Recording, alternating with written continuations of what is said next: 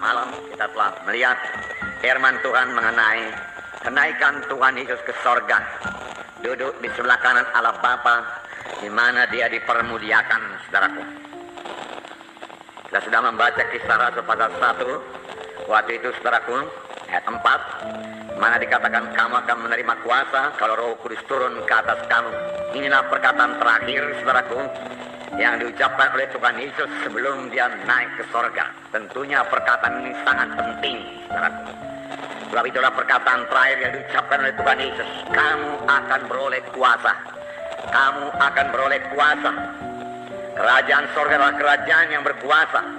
Hidup anak-anak Tuhan, hidup anak-anak Tuhan adalah hidup yang berkuasa. Amin, saudaraku. Bukan satu hidup yang kalah, saudaraku. Bukanlah satu hidup yang tidak keberkatan. Hidup yang berkuasa. Dan memang itu sediakan Tuhan bagi kita, biar kita menerima persediaan yang diberikan Tuhan bagi kita. Amin, saudara.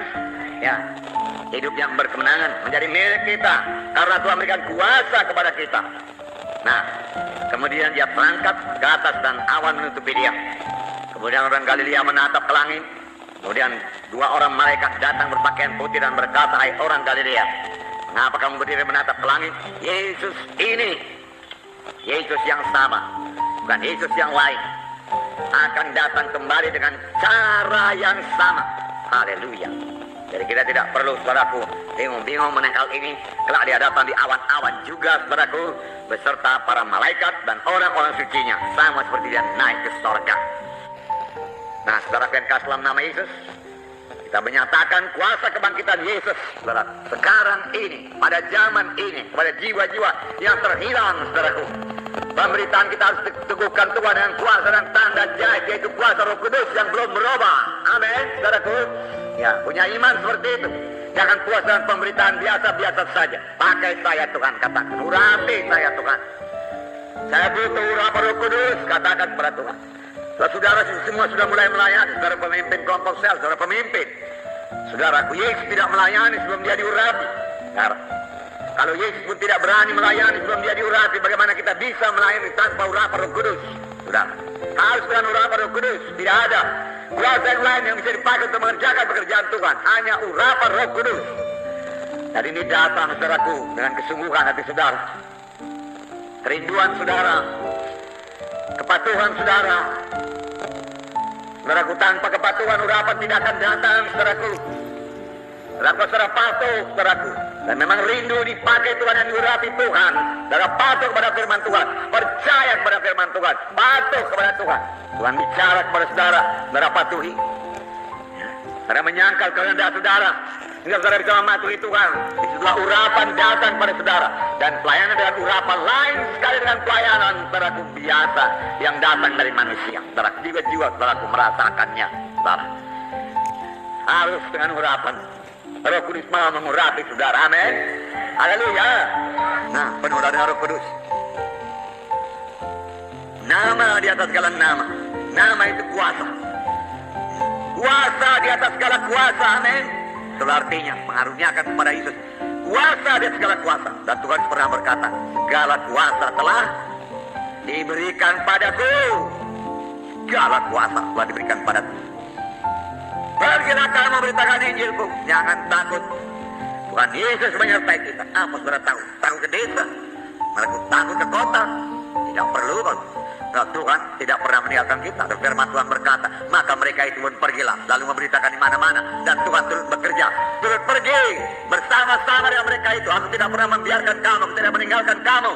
Dan meneguhkan firman itu dengan kuasa dan tanda jahit. Inilah pemberitaan kita, ini pemberitaan saudara, ini pelayanan saudara dengan kuasa dan tanda jahit. Haleluya. Kuasa dan tanda jahit ini miliki saudaraku, laksanakan saudaraku.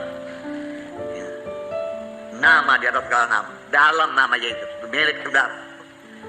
Dalam namaku engkau akan mengusirkan setan. Dengan itu berarti, saudaraku, namaku ini kuberikan padamu, kulimpahkan kepadamu.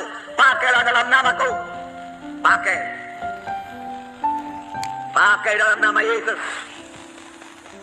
dalam pelayanan saudara, dalam doa saudara, sebab ada janji Tuhan, barang apapun kamu minta dalam namaku, aku memberikannya padamu. Kalau kau minta sesuatu kepadaku dalam namaku, aku akan memberikannya padamu. Janji Tuhan. Nama Yesus, nama yang terindah, termulia, berkuasa, terbesar, diberikan bagi kita. Sehingga murid-murid memberikan laporan, Tuhan, setan-setan juga takluk kepada kami dalam namamu. Aku lihat setan jatuh dari langit seperti kilat. Nah, dia jatuh. Nah, saudara biarkan dalam nama Yesus. Di satu berkat, karena Yesus naik ke surga, saudara, kepadanya dia dipermuliakan dan diberikan kepada nama dan segala nama, dan nama itu dilimpahkan kepada sidangnya, kepada gerejanya, saudaraku. Maka gereja seharusnya harus berkuasa dalam kuasa Roh Kudus.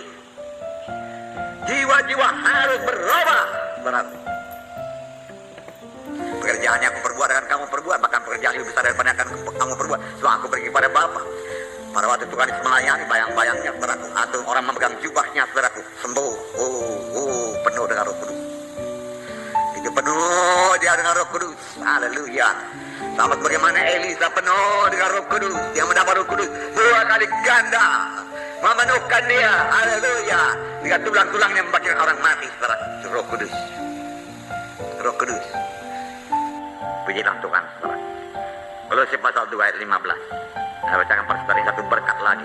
Filipi Kolose ayat 15. Ia telah melucuti pemerintah-pemerintah dan penguasa-penguasa dan menjadikan mereka tontonan umum dalam kemenangannya atas mereka. Ia telah melucuti senjatanya, tidak berkuasa lagi. Dia mesti turut perintah. Kalau sudah dilucuti, mesti turut perintah. Dia mesti patuh, saudara, dalam nama Yesus. Dan firman Tuhan berkata, karena dia sudah dilucuti, marilah jadikan dia tontonan umum.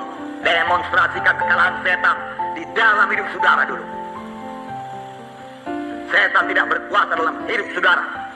Tidak ada tempat bagi hai setan dalam nama Yesus. Saya tidak mau dengar suaramu hai setan dalam nama Yesus.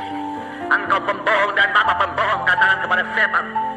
Apa setan berkata engkau tidak sanggup, pembohong kau setan dalam nama Yesus. Apa setan berkata engkau akan mati, katakan pembohong kau setan dalam nama Yesus. Panggilan Tuhan belum sampai kepada kau, tidak akan mati dalam nama Yesus.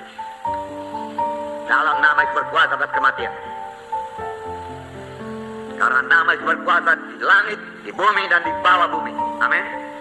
Ya. Luar biasa nama Yesus.